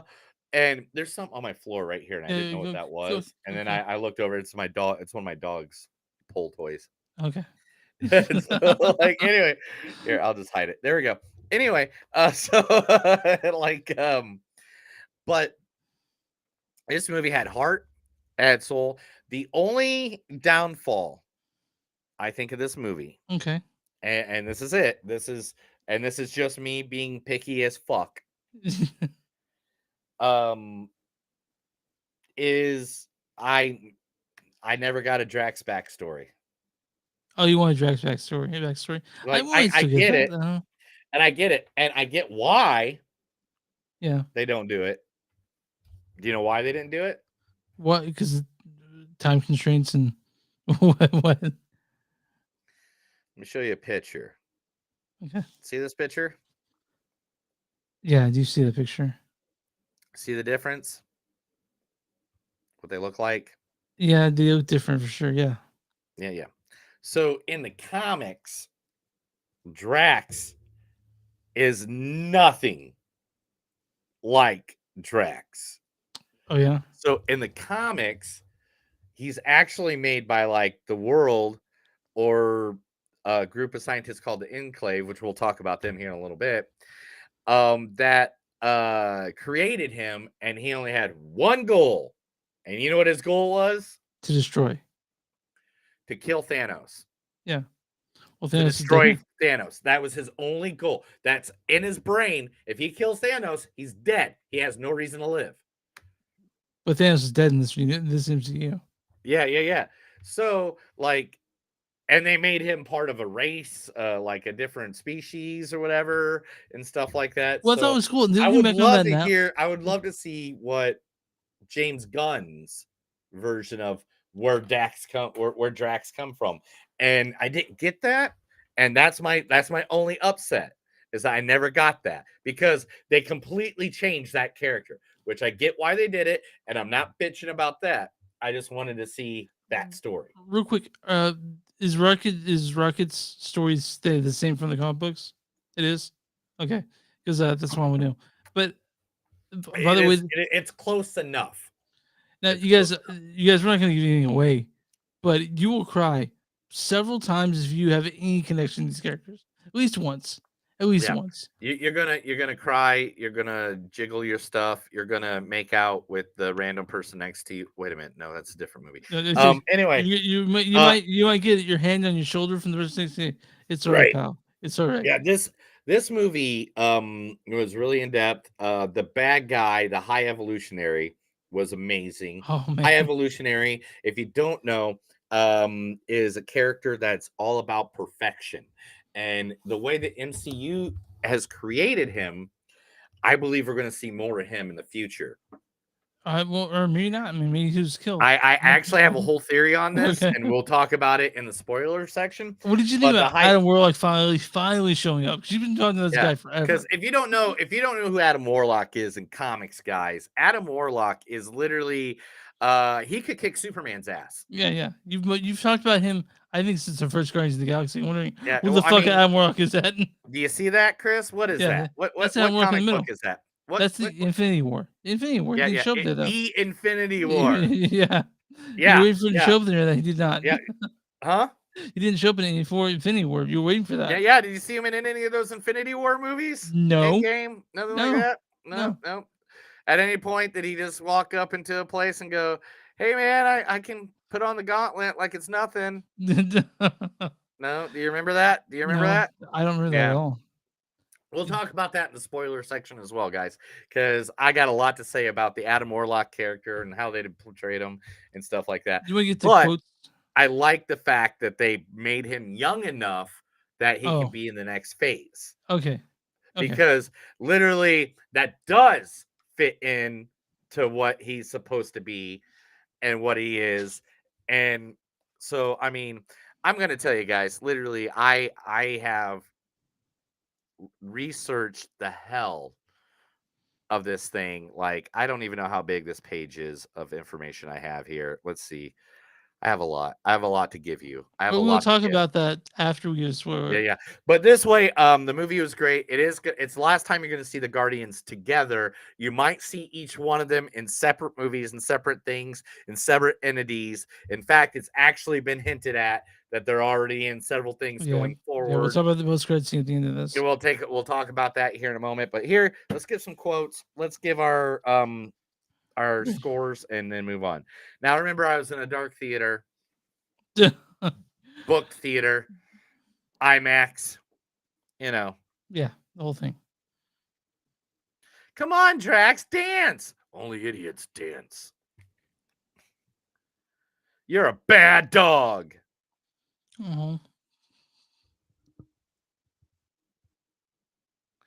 Kill one stupid guy no one loves. Now let's kill just one guy. Just one guy. One stupid guy that nobody loves. Now you're just making it sad. He's your best friend. Second best friend. That is gonna yell this the whole time.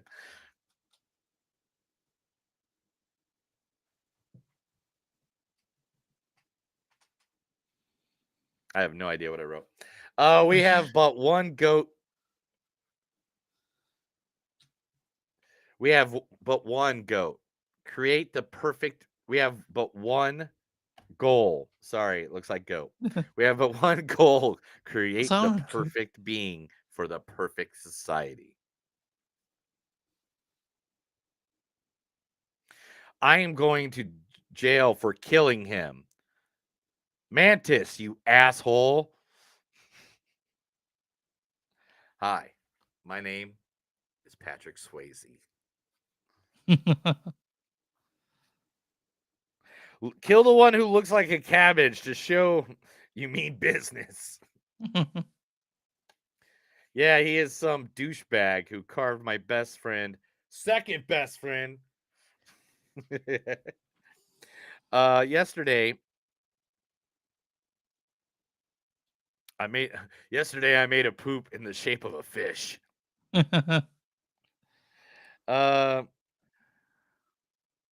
Which means it's a trap. No, it's a face-off. That's his fault. He should have known I don't do anything for anyone that tells me.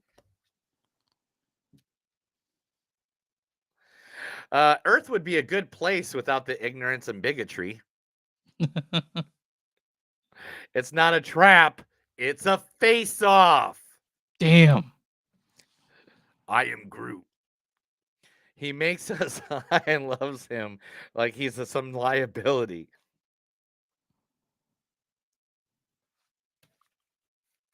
The story has been yours all along, and you didn't even know it. Go to hell, you sick son of a bitch. She's a good dog. There's no good. Oh, there's no God. That's why I stepped in. Everyone deserves a second chance. They don't want to make things perfect. You just hate everything that is. I love you guys. I love you. That's it. That's all I got. All right, what's your score on this? 4.6. Probably one of the best Marvel movies ever made. Well, you were just saying that you had problems with it earlier. Oh, no. I said I have a problem that it's kind of just me nagging. And I said that. Okay. It's just me nagging. I love this movie. It's a 4.6 for me, too. This is my favorite. Like, this is probably my second favorite Marvel movie. Or third favorite. Ever. Did you ever see it with your face? I saw it with my face on Monday. So, Neil, I'm on RottenTomatoes.com. What is the audience score for Guardians of the Galaxy Volume 3? Has to be at least 87%. 95%. 95%. Audience says, I'll drink to that, guys. Taking the team in a darker direction without sacrificing heart or humor. Guardians of the Galaxy Volume 3 ends the trilogy on an entertaining high note. Now, what did you say about Guardians of the Galaxy Volume 3? 79. 81%. Oh, it's off only by 2. Christian Sisters is a galactic group of hug that might squeeze a little too tight on the heartstrings. The final Guardians of the Galaxy is a loving last hurrah for the MCU's most ragtag family. All right, guys. We have a lot to talk That's about. it for the non-spoiler part. So, guys, you guys watching right there, I see you. I see you. I see you. We are going to the spoiler section of this movie. What will we see next week? I don't know. You fucking Yeah, tell we're me, seeing dude. we're seeing Hypno. Oh yeah, we're doing the Benifer Benifer thing, right? episode. Yeah, we're doing the There's- Benifer thing. There's Ben Stars Affleck's in at the Hypnotic. theater and J Lo's at Stars in the Hypnotic. Netflix. So yeah, we're Yeah. watching Benifer. Yeah, we'll just call it the Benifer episode. But yeah, that's next week, and that we get Fast Furious. But yeah, if you guys want to tune next week for a Benifer episode, yeah. So, at this we'll see you point, guys soon. Chris But is going to play at this point. Chris is going to play a clip of my favorite thing that I've ever heard that I handed over to him to play for one of the actors in this movie. He knows exactly what clip I sent him that I want him to don't play. know. Yeah, I you don't do. know. Yeah, you do. Yeah, you do. Which one is that? And after that, spoilers. Which one? Am I playing? Come on. I gave you all those clips. Look at them and just think about it. You should know me well enough by now. I don't know. What you want me to play? Makes me sad, Chris. Makes me sad. Hold on. Is it? I'm Groot. Is that it? No, that's not it. But good for trying. Good. That's one for trying. You dare! That one? No. Drop it! That one? I mean, come on, man. I'm losing faith in you at this point. You gave me so many clips. I don't know which one. I know. That's why this is kind of a game. But there's only 9 people to choose from. Choose one. Is the Bradley Cooper one? No.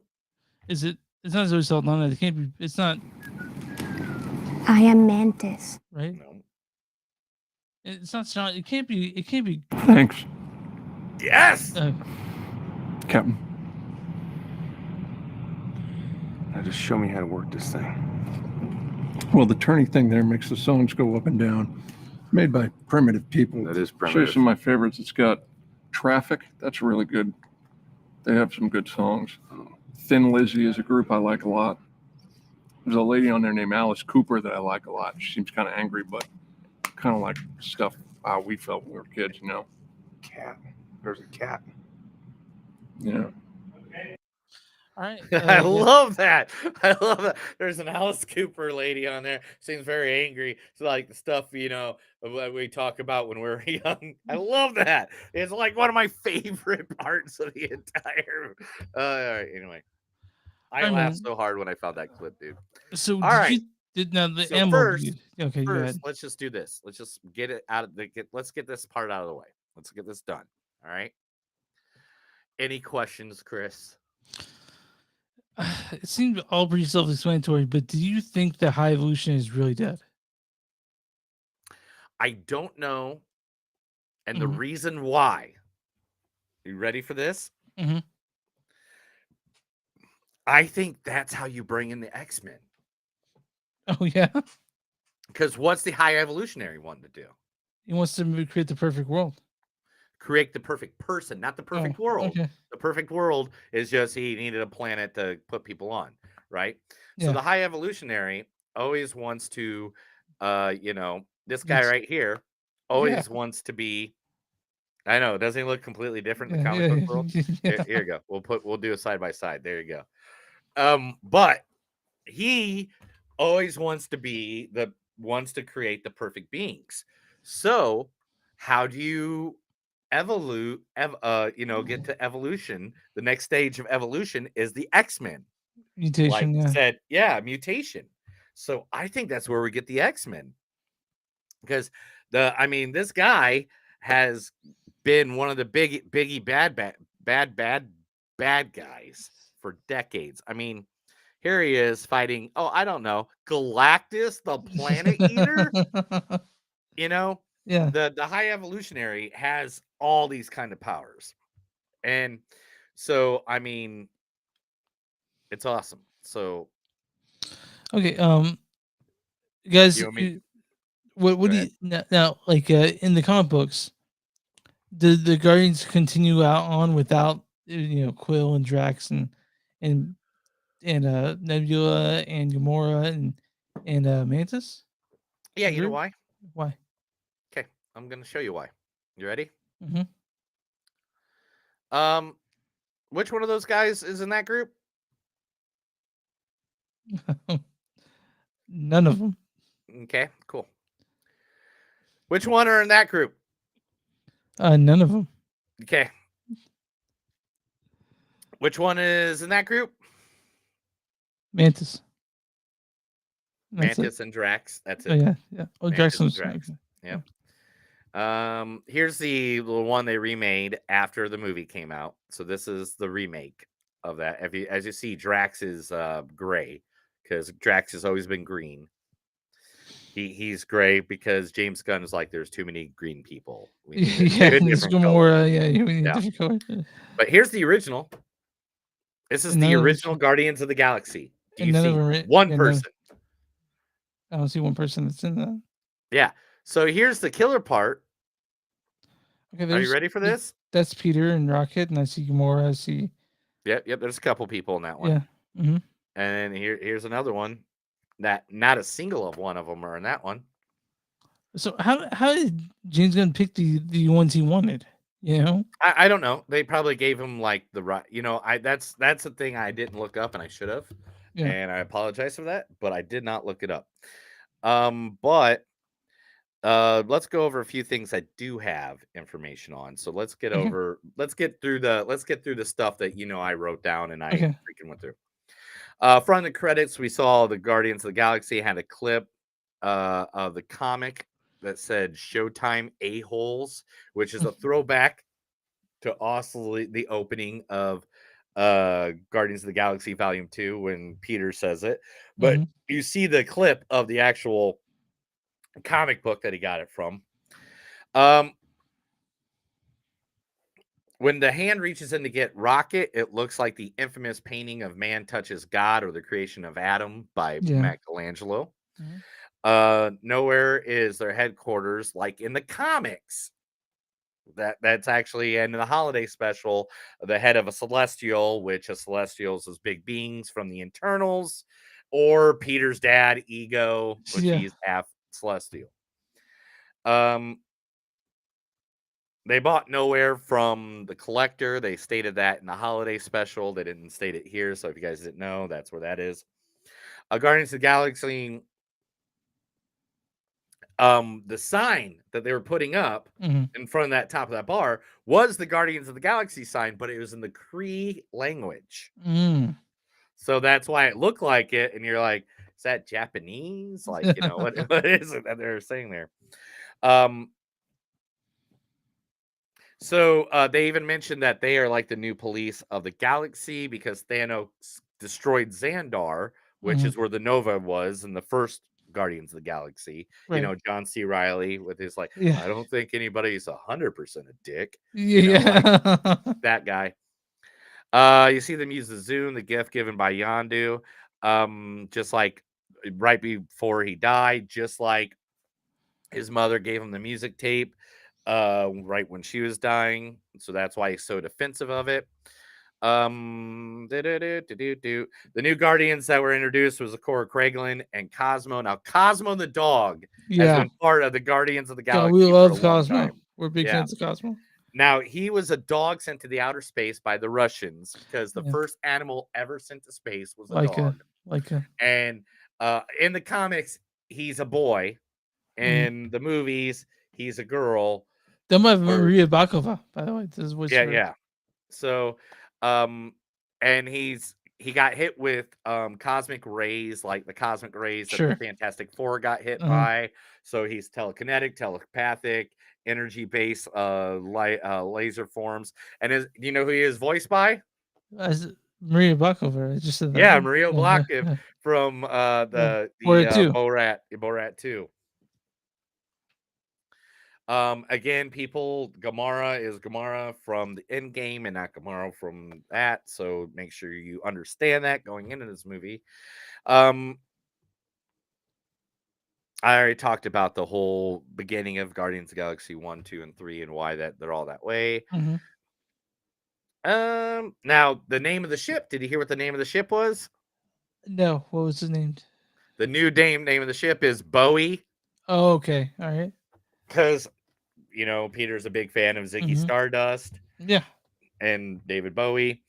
Mantis tells Peter it's wrong for her to use her abilities to manipulate him to make him happy at the beginning. Yeah. But then leaks that she's been doing it the whole time to Drax the entire time they've been friends.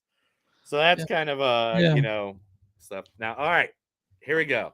The introduction of the one, the only, the most powerful being in all of Marvel almost. The guy that we call, originally was called him, and this is his first panel as him. He was first created by Stan Lee and Jack Kirby in Fantastic Four 66-67, September, October 1967 as him. Then he was recreated into Adam Warlock by Roy Thomas, and that'd be this comic right here, by Roy Thomas and Gail Kane in Marvel Premiere #1 in 1972. That is the wrong comic. And I don't think I got the right comic in here. Gosh dang it, I hate when that happens. Yeah, I forgot to grab the right comic. Okay, all right. But anyway, that's one of the Warlock comics. One of the most powerful members of the Marvel Universe, a cocoon he uses to repower himself, immortal he has the soul gem literally in his forehead. So Yeah. like how Like Vision, right? Vision has the power gem in his head, he has the soul gem in his head, which he uses to manipulate and use. The soul stone it sucks off life energy. So he's kind of like a vampire, Yeah. or like Thanos, where he goes and sucks up life energy. But this is not that Marvel we've seen in Guardians of the Yeah, Galaxy. this ain't Marvel, and this ain't the power. They don't have the soul gem in them. Now, the soul gem for Adam Warlock gave him great powers, and it gave him the ability to even wield the Infinity Gauntlet in the comic books. He was the guy that saved everybody in Infinity War. So Adam Warlock, is he a good guy in the comic books? He's nothing and everything all at once. Okay. Okay. So let me explain it to you. When he got the Infinity Gauntlet from Thanos, he snagged it from him. Gamora and Nebula helped him, and a group of, the whole fucking group. The group. Yeah. This group, this whole group helped him, right? And so they're like, so the first thing he did with the Infinity Gauntlet was make it so he did not know good, and he expelled all good and all evil from himself. So he's like Spock. It's all logic. Okay. It's all logic. And then he created the Infinity Team, or known as the Infinity Watch, and gave each member one of the stones to watch. Okay. Notice anybody in there you might know? Do I see Green Goblin there? No, that's not Green Goblin. Who am I looking for? Okay, well, there's 3 of them right there that you don't know, because this is the comic book version. Okay, well. So the lady with the hair, Mhm. with the hair all the way on his shoulder, Yeah. that's Gamora. Okay.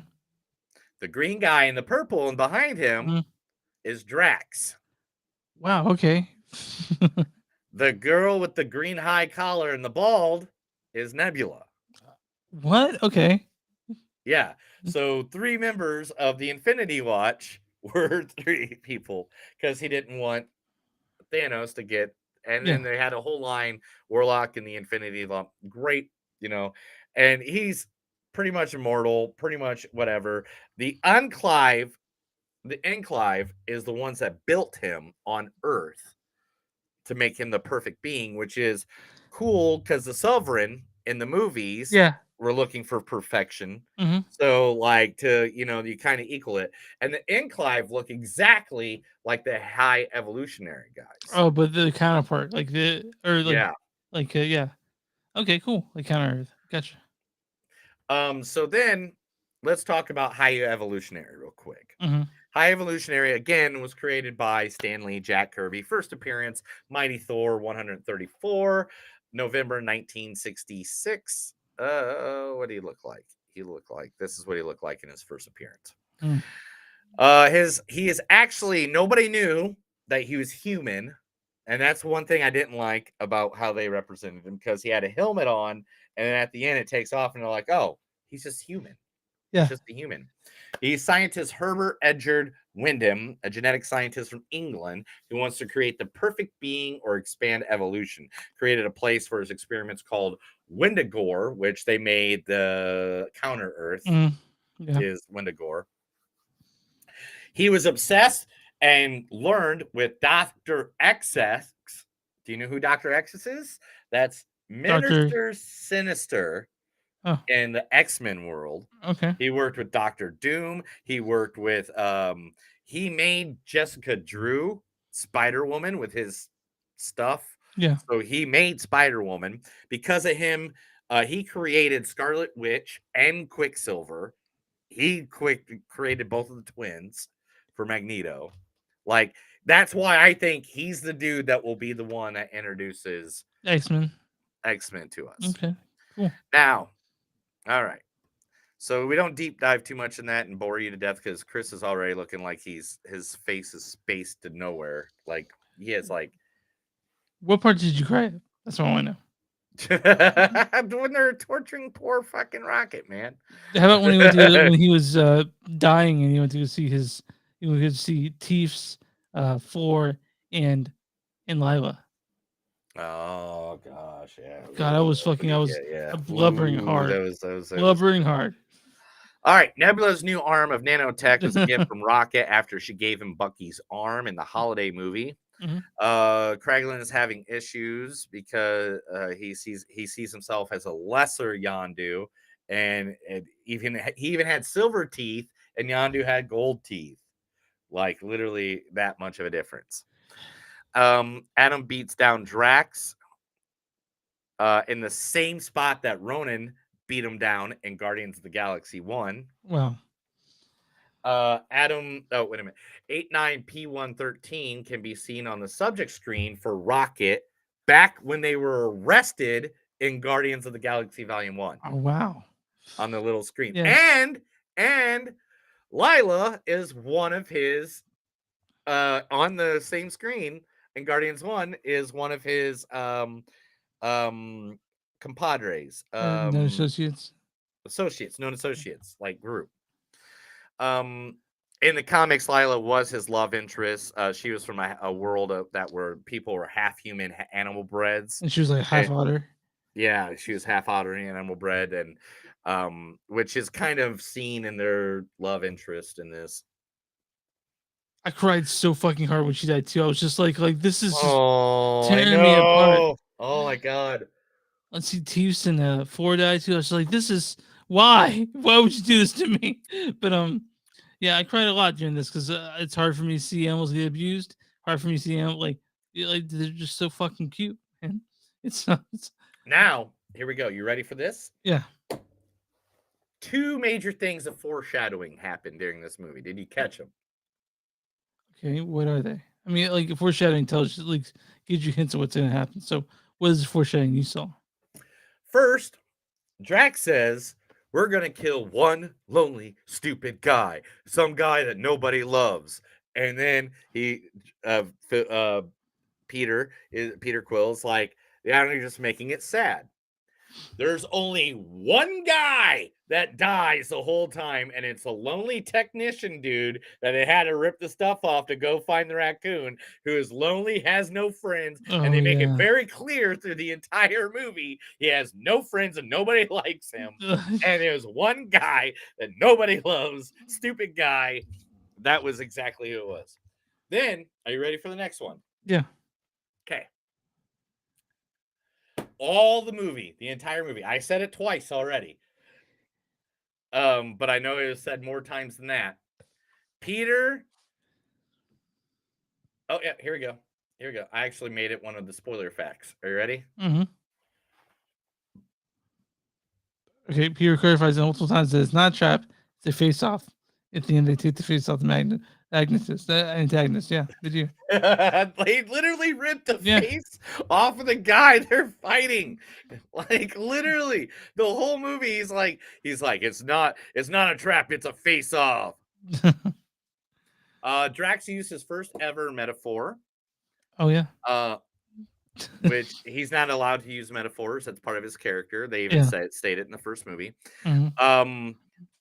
The orgoscope, that planet weird thing that you go to, is a place grown from organic tissue.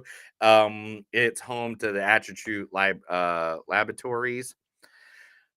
Okay, now this is a cool part, and you didn't even catch it because you don't read the comics and stuff like that, and that's okay. Everybody doesn't need to know everything to love what it is. Gamora shows up. Are you ready for this? Yeah. With the OG fucking Guardians of the Galaxy. Oh, the yeah? originals. The original lineup of the original Guardians of the Galaxy. So she shows up with the ones that are still alive or not $1 million to fucking rehire. So let's go with the ones that she showed up with first. She showed up with Stallone, who is Tokar, which is AKA Starhawk, the original leader of the Guardians of the Galaxy. That's who Stallone plays. Matronix, whose voice, which is the icy, diamond-y looking guy that is voiced by Michael Rosenbaum. You guys don't know Lex Luthor from Smallville. Yeah, awesome. And Mainframe, who is voiced originally by Miley Cyrus, the floating mechanical head, but who did not return and was voiced by Tara Strong, aka female Loki from the Loki series. Yeah. Now, the ones that did not return are obvious, and this is the reasons why. One was Vin Rames as Charlie 27, who was in Volume 2 of Guardians of the Galaxies. And let me find the picture so you know which one, this guy right here in the yellow in the middle. Vin Rames played him. Oh, okay. The other, and the guy in the glass is Michael Rosenbaum. Yeah. You know, all right. So then the other person that we missed was Ali Ogard, and it's because I don't know, the person that played her kind of went and won a lot of awards this past year. Like mainly all the awards. Who was it? Michelle Yeoh. Yeoh? Okay. Oh yeah.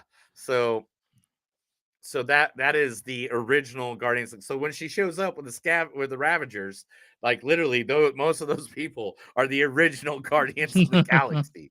So that was cool. High Evolutionary creates a Ninja Turtle.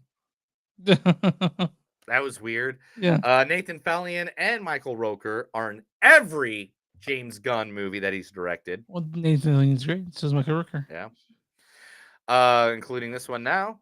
You see a person eating an Orlean, which is the same lizard that Quill kicks at the beginning of Guardians of the Galaxy 1. Jennifer Holland, aka Harcourt from Peacemaker, or Shazam, Fear of the Gods, is a guard that walks in on Nathan Fillion when the weird shit's happening. Statue of Liberty is replaced by High Evolutionary holding a monkey, saying that all species evolve from monkeys. The first F-bomb in a Disney Marvel movie. Get in the fucking car. Open the fucking door. Yeah, open the fucking door, sorry. In Peter's backpack, we had Panther from the Thundercats, the Garbage Pail Kids, and Alf, alien life form, trading cards.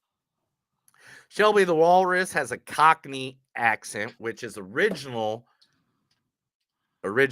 Rocket. Rocket's the one that has that kind of accent. They did Brooklyn accent instead. So Yeah, because he's Bradley Yeah. Cooper. Peter called High Evolutionary a cross between RoboCop and Skeletor because he wears a lot of purple like Skeletor and his face is stretched like RoboCop. Makes sense. I don't have many more, so you're good. Okay. The little girl joins the team is Pi Lavelle, or also known as Pi Lavelle. In the comics is the the fourth character to hold the title, Captain Marvel.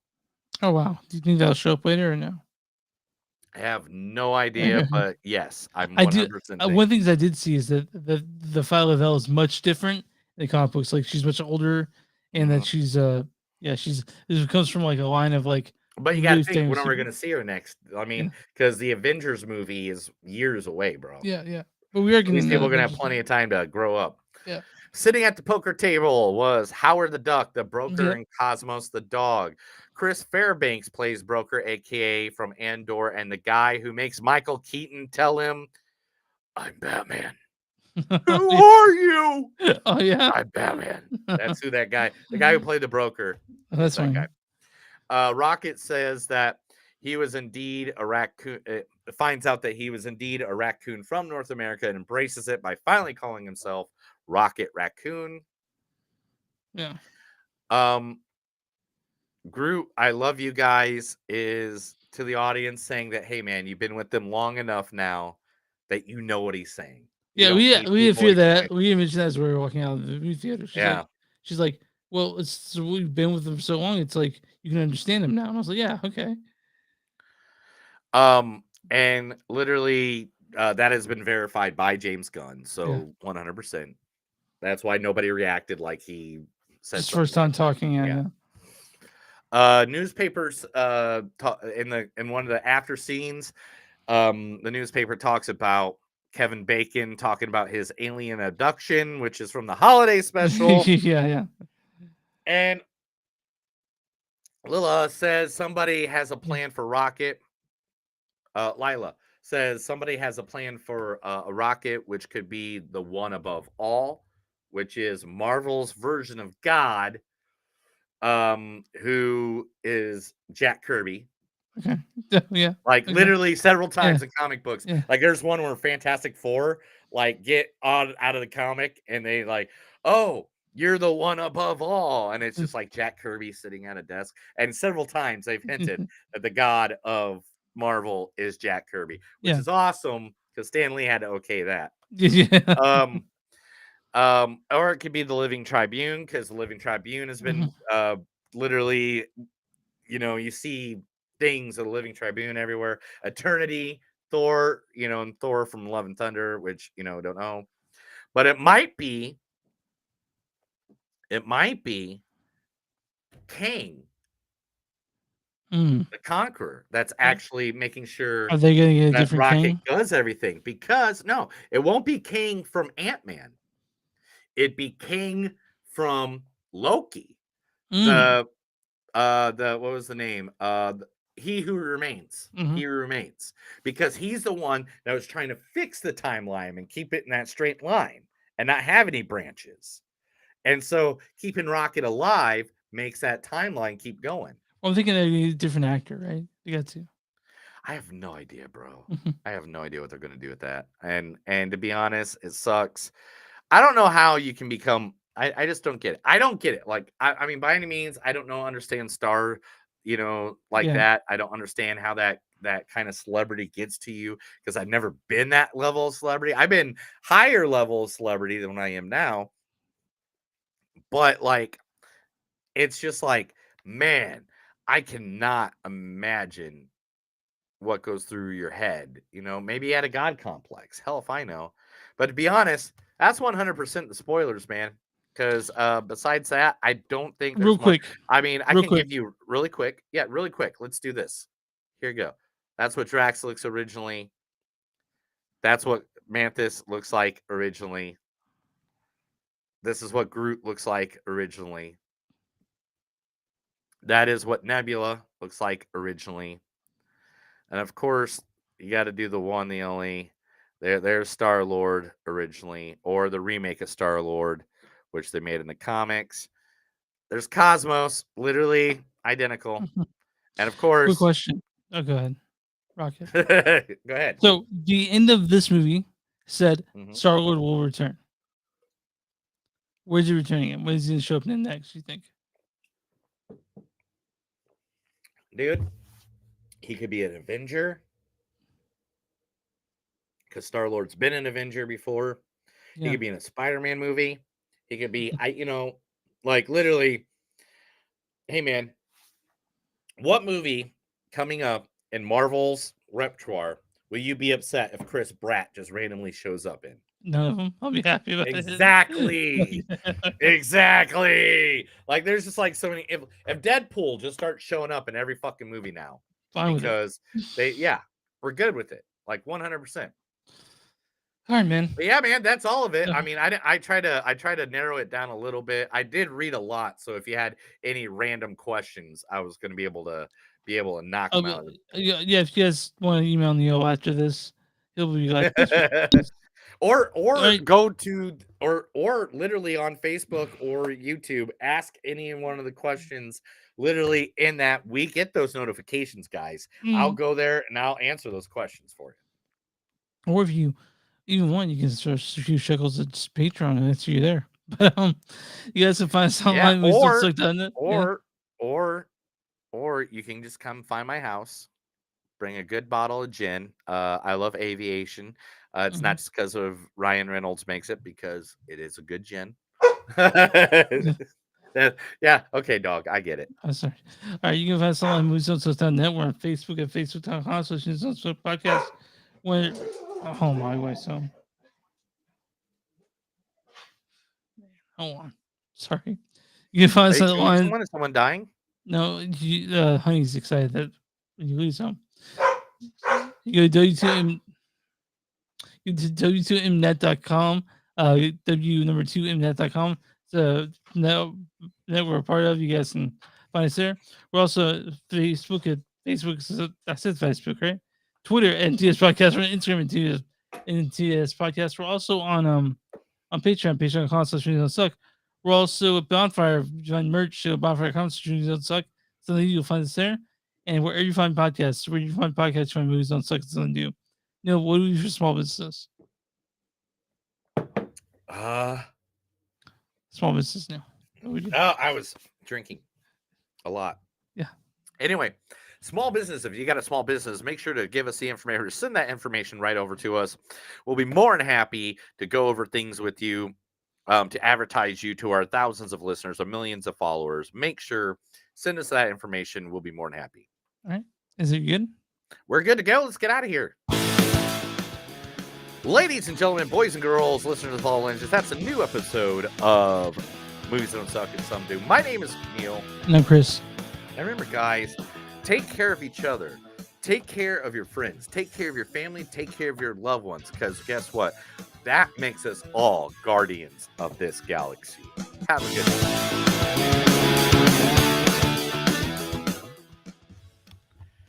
Oh my God, only 2 hours? I know, dude. Thanks for listening, Thank you guys. very much for everybody that's watching. You guys have been awesome. You guys have been jumping in and off. Please, next time, jump in the chat, man. Literally, we can talk to you. You can add your part of the conversation if you're concerned about anything. If you want to talk about something, if you're like, hey, that movie sucked, I can't believe you guys are talking about that movie, let us know. Pop it in. Let us talk about it. We'll We talk about want to add you to our conversation. So please do that in the future. Thank you very much. Have a good